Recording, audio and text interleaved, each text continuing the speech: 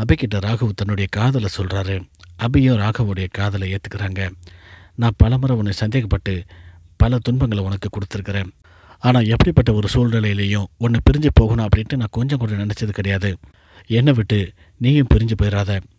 இந்த உலகத்தில் எல்லாத்தையும் விட உன் மேலே தான் எனக்கு அதிகமாக லவ் இருக்குது. என்னோடய அன்பை புரிஞ்சுக்கோ. நான் உன்னை லவ் பண்ணுறேன் அப்படின்னு சொல்லிட்டு ராகவ் திரும்ப திரும்ப சொல்லிட்டு இருக்காரு. இதை கேட்டு அபியும் ரொம்ப சந்தோஷப்படுறாங்க. 2 பேரும் ஒருத்தர் புரிஞ்சுக்கிட்டு வாழ்க்கையை ஆரம்பிக்கிறாங்க. இந்த விஷயத்தை அணுக்கிட்ட போய் சொல்கிறாங்க. நீங்கள் 2 பேரும் உங்கள் வாழ்க்கையை நீங்கள் தான் பார்த்துக்கணும் அப்படிங்கிற மாதிரி அவங்களும் அட்வைஸ் பண்ணுறாங்க. இப்போ அபியும் ராகவும் சேர்ந்து முரளியை பற்றின உண்மைகளை வெளியே கொண்டு வரணும் அப்படின்ட்டு முயற்சி பண்ண போகிறாங்க. அடுத்து வர எபிசோடில் இது நடக்க போகுது.